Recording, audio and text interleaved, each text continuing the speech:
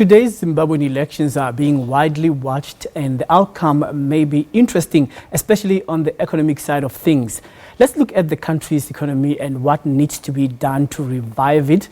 A report titled Zimbabwe, a Return to Normalcy by research and consulting firm Emergent Research says Zimbabwe's economy will register a significant GDP growth of 6.5% this year, before shooting to 15% next year, should today's elections be credible with a clear winner.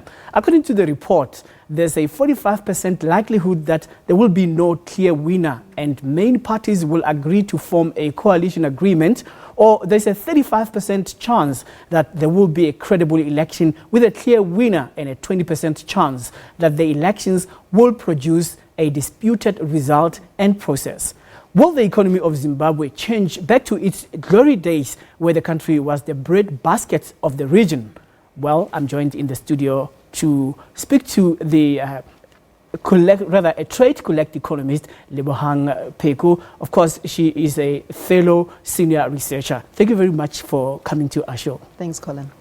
Do you believe those numbers? Is that economy going to shoot up like that? I don't see how. I mean, I think it's wishful thinking. There are three things that need to be done. The one is we need to get the Zimbabwean economy moving, and it has not been moving. There were limitations on the amounts that consumers could actually draw from banks. So that's already a hindrance. Number two, there was not very much spending power because the cost of commodities in Zimbabwe is very high. I mean, for those, anybody who's visited, a pint of milk there versus you rather carry your pint of milk with you before you go. And thirdly, of course, the currency depletion. So there's not much currency even floating in the market. You need buyers and sellers for any market to be able to thrive and to thrive vibrantly. You need multiple sources of income and revenue, which Zimbabwe has not had for a long time. In fact, one of the biggest sources of their revenue over the last 15 to 20 years is actually from external, Zimbabwean citizens abroad, the remittances. And that's actually been one of the things that have been floating the economy. So I'm not sure how this shooting is going to take place so soon. What does Zimbabwe need for now? Because when you look at political certainty and policy clarity, then you can start talking about a paradigm shift in the economy as well. So where does Zimbabwe need to start? Because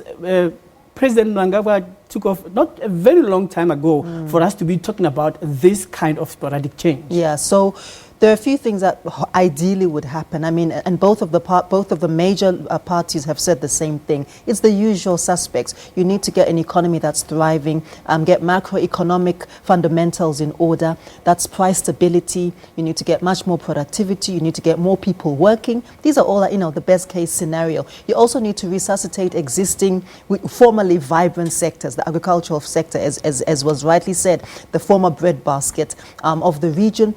The mining sector has been quite vibrant, but of course it has been subject to monopolies, and that so the benefits of that have not been distributed.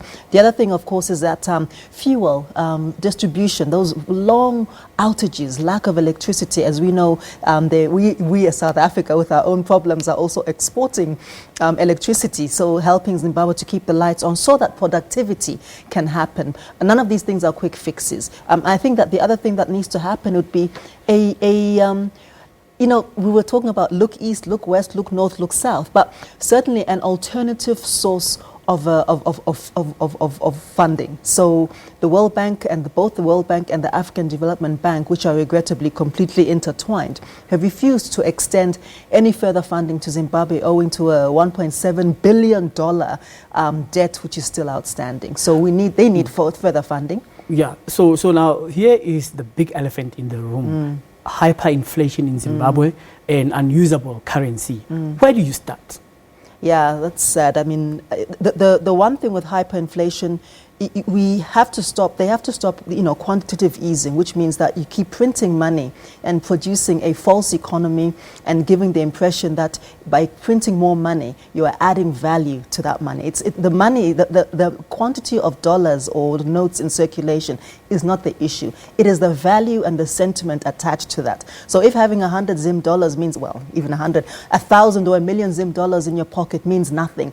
What are the sentiments that need to change in order to give it some meaning. And that links to some of the macroeconomic fundamentals that I've spoken to. Well, if you have to give meaning to that, we're no longer talking about President Robert Mugabe. With Mnangagwa in place, what do you think, where are the sanctions placed for Zimbabwe? Is it still relevant to have it being placed under that? No, I mean, that's been part of the slide that Zimbabwe has been subjected to. I mean, of course, President Mugabe's, especially the last 15 years of his macroeconomic policy, made huge errors. But certainly the Western world were very punishing towards him. And I think that, even the cholera outbreak could have been avoided, etc. The sanctions must be lifted. And we also have to think amongst ourselves as African countries, particularly within the SADC. We've been talking about the regional free trade agreement, the continental free trade agreement. What does this mean in terms of trying to integrate an economy that is as difficult and as fragile as Zimbabwe's back into the fold? And how then can we think of ways in which we can galvanize, support them in galvanizing? Just on that note, Zimbabwe, Yes. will it be able to pay its debt? I mean, like, they have cleared their debt now, but owing the World Bank more than $1.5 billion. So at the moment, if the country has to move forward, what kind of negotiations should the party that's going to win the elections do in as far as getting a reprieve? Because Zimbabwe at the moment doesn't have enough money to pay all of its debts. So one of the things that's quite important right now is a multilateral approach to solution solving, solution finding in Zimbabwe, which would involve regional economic communities such as the SADC, even the SACU region, being a bit more supportive as a customs union with on the tariffs in terms of import and export, to make it a bit easier for Zimbabweans to import at a lower cost. That would be the one thing. The other thing is that they could maybe go cap in hand to the World Bank and the Africa Development Bank, much as it pains me to say it, and ask for a deferral on that payment. I mean, some countries did that some years ago, highly indebted poor countries, and then what would happen with that, there would be a deference of 5, 10, 15 years delay on paying back the debt. But the problem is that once the debt once that timeline is up, the interest can also be quite punishing, which is why some countries then decide to go into delinquency and just not pay. So, On that note, I also want to pick your brain on the issue of skills. I mean, like, the problem of Zimbabwe regarding skills had a cascading effect of a spillover effect, if I may put it that way, because of repression in that country. So for Zimbabweans who are in the diaspora to go back home, some of them have settled in those foreign countries. What's in it for them to come back home to rebuild? I think they need to ask themselves what's in it, what they can bring. So what are the kind of the business enterprises that they can bring, the skills? The skills drain is one of the hugest. I mean, it's not even a brain drain, it's a hemorrhage of some kind. And I think, without that kind of capacity, the best scientists, the best doctors, the best lecturers, professors, most of them in South Africa, predominantly South Africa, the US, the UK, etc. It's very difficult to build an economy without a knowledge economy, and that's very important because you need new ideas, you need innovators, you need thought leadership, exactly to wrestle with the issues that we are discussing and debating here today. So, starting on the front door, can this Zimbabwean economy work inwardly in as far as the beneficiation process, in as far as the skills that are in the country at the moment? So, I mean, a few years ago, Zimbabwe experimented with the indigenization model, which some people felt was inappropriate or felt that was too radical. I think it has its own merit. I think that there's merit in trying to build a skill and a capital base that is inward looking, that is from the ground up, that draws on Zimbabwean resources, including human resources, including natural resources, but that is also acting in concert and in partnership with other partners. And I would strongly again call for a SADC and an Africa-wide intervention rather than, I think, looking east, looking west, well and good, look north, but I think look home firstly. And I think the second part of that is, what does the BRICS mean? Because remember, we've got the new development bank, and and of course the president was not available for the summit, rightly so, last week. But certainly this would be a good opportunity for this new development bank to extend some kind of solidarity funding on much lower interest rates, perhaps over a 5, 10, even a 15-year graduated period of repayment. Or think of some kind of a model where there's some sort of an investment which then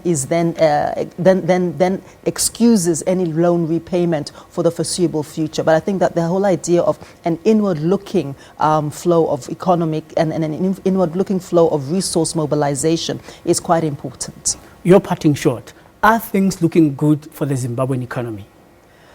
Oof, yes, because I don't think they can get much worse, and I think because there's been an incredible amount of resilience, and I think that depending on the outcome of these elections, investor sentiment, regional sentiment, and the sentiment in the currency can potentially turn around, but it's not going to be those very optimistic figures that we saw at the beginning of this insert.